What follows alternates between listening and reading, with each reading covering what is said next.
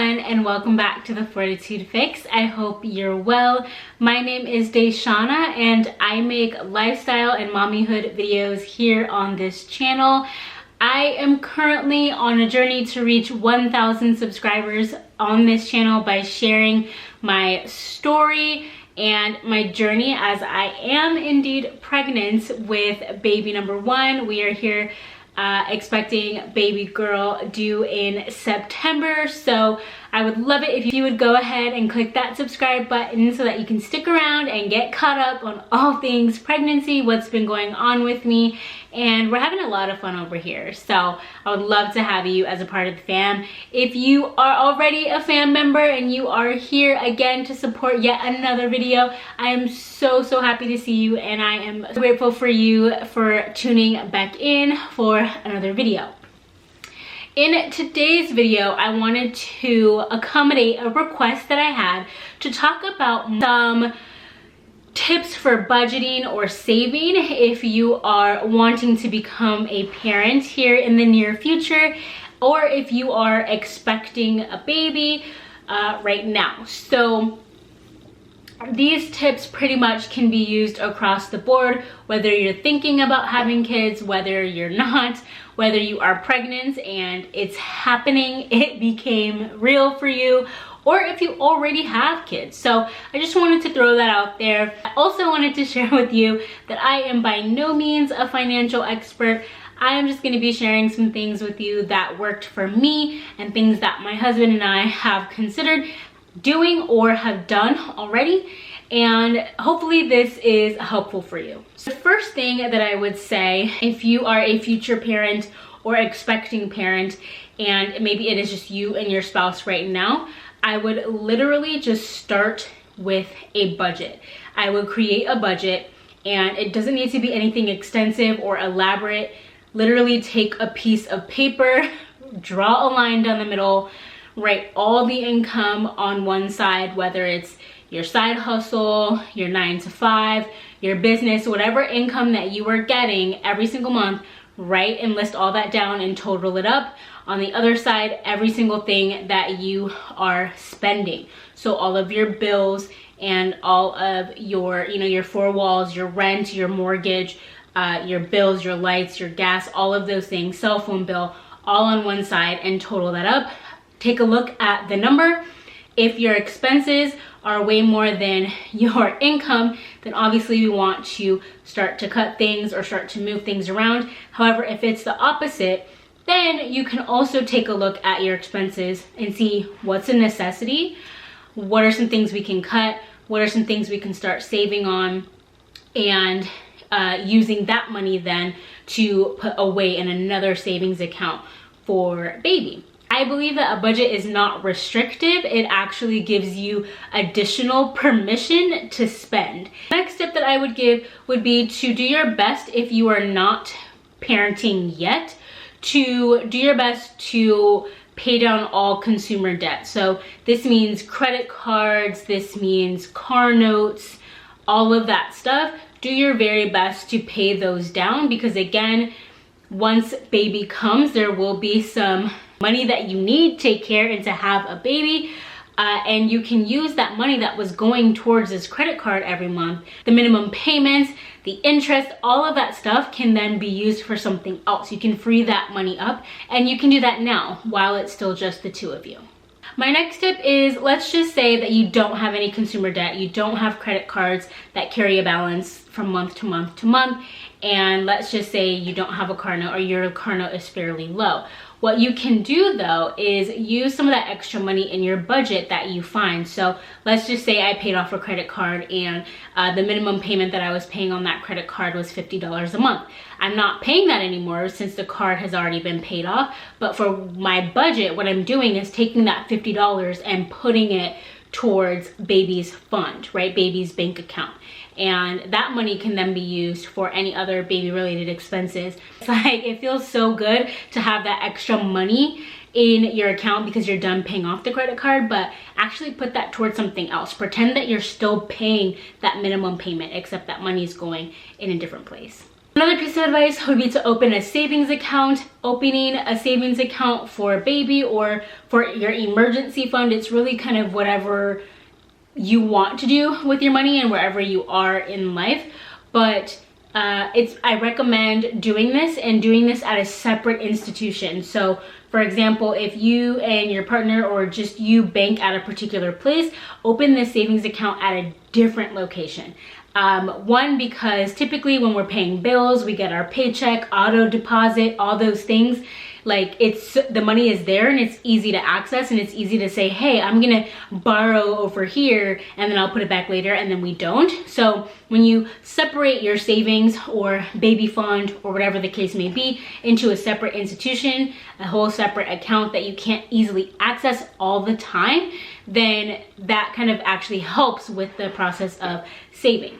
Don't make it too hard to where you have to wait, weeks in order for the money to get to you, but definitely not something that you're moving around and seeing on a daily basis. Another tip that I have for you is to look at your insurance at your place of employment. So if you are married, this is actually even more important, because sometimes you can have dual insurance, and sometimes you want this, sometimes you know that this is the case, but it also might be a little redundant if you yourself are paying for the insurance, or you have the insurance at your job, and then you're also, let's say, on your partner's insurance as well. So we're paying twice, if that makes sense, or at least the stipend that we're getting for our health insurance is being used as opposed to maybe coming in our pockets. And so what my husband and I did was we realized we wanted to look at our budget and start saving, and we actually took my health insurance at my employer off the table.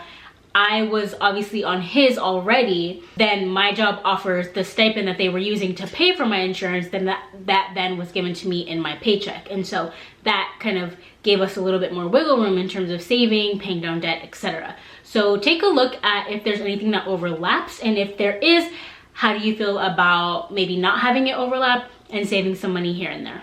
Next tip would also kind of be around the same lines, is looking into your employer and figuring out if there is an FSA or an HSA account that you can enroll into. Typically it's like an annual thing where you can open enrollment toward the end of the year, and you can sign up and you can kind of talk about how much money you want to go into this particular account. So a FSA is a flex spending account, and an HSA is a health spending account. And what I hear is that they're pretty much the same, but it just kind of depends on who you work for and the terminology that they use. But this basically is money that's set aside that does come out of your check. It's basically funds that are in this account for you to use within that year, and you can use it on any kind of medical related expense that is approved. So for example, your copay, you might be able to use your FSA or HSA spending account when you go, and if you have a copay at your doctor's.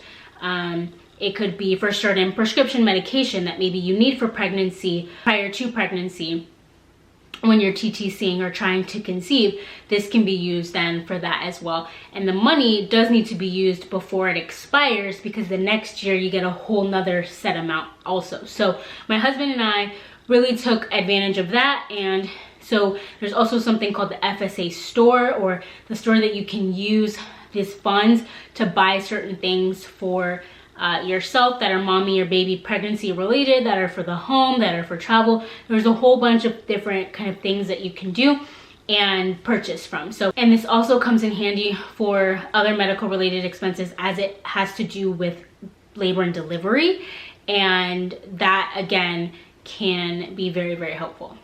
Check into your employer or your partner's employer and see if there's FSA or an HSA that you can enroll into. Next tip, I'm kind of going to lump all of these in here together. Really consider life insurance. If you and your spouse are each other's beneficiaries on certain accounts like your 401k and things like that. And also starting a college fund if that's something that you're interested in. There are also a bunch of different programs that you can enroll in to look toward baby's future if you are wanting to help your child with college related expenses. It's never too early to start now.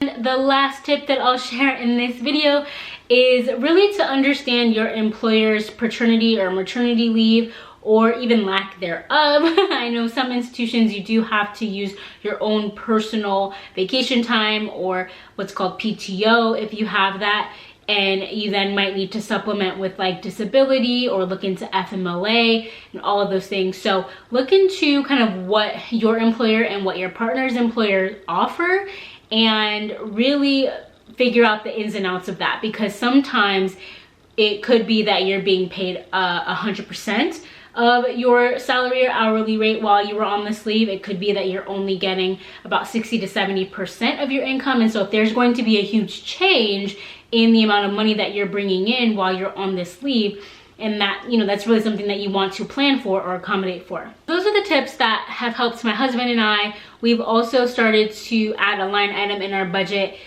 for baby related expenses, and so as we call it, like our baby fund. And so this is for any of those extra things that might come up if we don't receive off of our baby registries. We can then use our budget to you know, offset some of those costs along with the registry's completion coupon. So we started doing that. We added that line item, and we do what's called a zero-based budget. And so everything that comes in equals everything that's going out. So the base of that is 0. And we do that on purpose because we really want to tell every dollar and cent where to go. And part of doing that is really with the understanding that we are bringing a whole nother life into the world who will have needs and a whole bunch of things to get for them. And we're really excited about that. So those are the tips that I could come up with. I hope this video was helpful. If you all have any other questions, please leave them down in the comment section below. I would love to hear from you. If you have any other suggestions or money saving tips, let me know down in the comment section below. You all have been so amazing in my comments, and I love reading each and every one. I respond to each and every one of them. So thank you all so much for being so active. If this was helpful, go ahead and give it a thumbs up. Remember to subscribe to this channel, and I will see you all in the next video. Baby girl is tired and hungry, so thank you all so much for watching, and remember to always fill your cup. Bye.